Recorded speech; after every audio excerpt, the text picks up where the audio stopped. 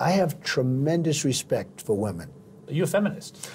No, I wouldn't say I'm a feminist. I mean, I think that would be maybe going too far. I'm for women, I'm for men, I'm for everyone. I think people have to go out, they have to go out and really do it, and they have to win. And that's what, and women are doing great, and I'm happy about that. Well, joining us to discuss this, Laura Bates, who is founder of the Everyday Sexism Project, and retired Marine Gunnery Sergeant Jessie Jane Duff, who's over in Washington, D.C. Jessie Jane Duff, do you identify as a feminist? Well, I'm not quite sure what a feminist means, because it seems that the Women's March was proclaiming to be feminist, but yet they aren't recognizing the accomplishments by Donald Trump. We have a 3.7 rate of unemployment for women, which is the lowest in 17 years. Close to over 700,000 women entered the workforce for the first, got new jobs since 2017, and close to 600,000 got into the workforce for the first time. His accomplishments for women outdo all the name-calling and all of the brash language that they use to describe this man. If they would look at the data, they would see that he's been very successful for women. Do they outdo his own record on how he treats women, the language that he's used about women, the allegations that have been made against him by women? Does it... on the one hand, there's the economic argument. On the other, there is the respect and treatment argument.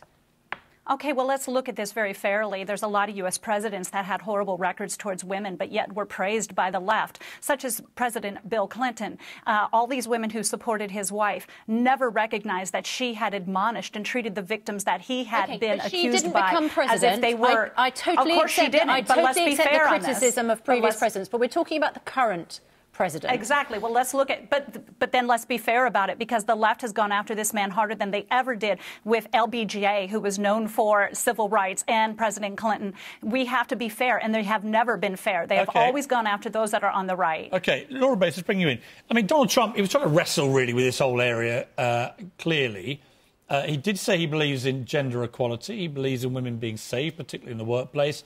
But he wasn't... he said particularly at home. Well, he said also, he initially said he signed up to safety in the workplace, and then said, but actually I want to make them safe as well. But he wouldn't go as far as saying he's a feminist. Should he have said he's a feminist? Does the president need to be a feminist? Would you take him serious if he had said that? Well, I think actions speak louder than words, really. You know, much more important than whether or not he says he's a feminist is what he says and does in relation to women. He's called women fat pigs, dogs, slobs. He suggested that they can't do their jobs when they're on their period. He's boasted about being able to grab them by the word I probably can't say on breakfast TV. You know, a form of sexual assault. We have a man in the White House who's boasted about being able to commit sexual assault with impunity. 20 women have come forward with allegations of harassment and assault. He said, as we know, he put it down to just locker room talk. That was his excuse. It was 15, 16 years ago, long before he ever considered running for office. And he said to me that he has evolved as a man. He admitted that, right? Is he allowed to change? And if you come into public office, should you be judged more on your behaviour from that moment? And in relation to that, has his treatment of women as president failed anybody? Well, let's look at what he's done as president then. You know, let's move away from the things he said and think about what he's done. One of his very first executive orders was to reinstate the global gag rule, which is going to have an enormous impact on access to healthcare for millions of women around the world, likely resulting in enormous maternal death. He talked about repealing Planned Parenthood funding. He talked about overturning Roe versus Wade during his race for president. You know, it's all very well to say, oh, these are things from the past, but during the time he was becoming, you know, in the race for president. And yet, in his interview, he said he won with many categories of women, and that is undeniable. 52% of white women who voted for Donald Trump. In the section of white women with no college education, 61%. And those job numbers are right. I mean, there are, you know, it's a 17-year high for women in employment. So it could be... How do you wrestle with that? Right. The fact that certain groups of women support him, vote for him, put him there, and there have been results for many of those women. So in terms of the voting, yes, something that I find quite devastating, something we have to look at and deal with. In terms of, you know, the fact that he's... Sorry, what was the second thing that you said? I think in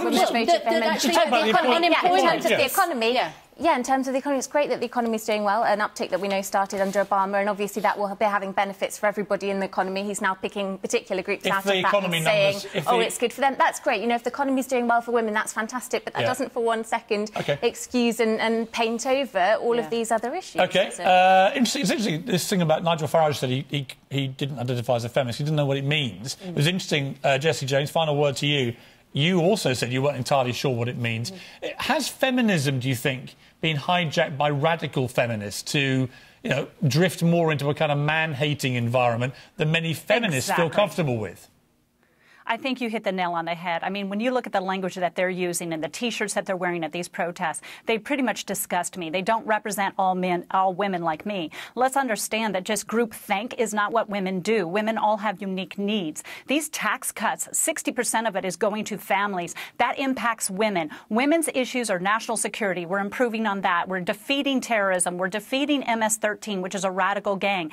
We can want to talk about Planned Parenthood, then let's talk about the rights of children that trump those of women, and we don't have that display of respect towards children. So I'm all supportive of Donald Trump. OK, Jessie Jane, what's interesting, we got joined by Penny Lancaster. Lovely to see you. Lovely to see you.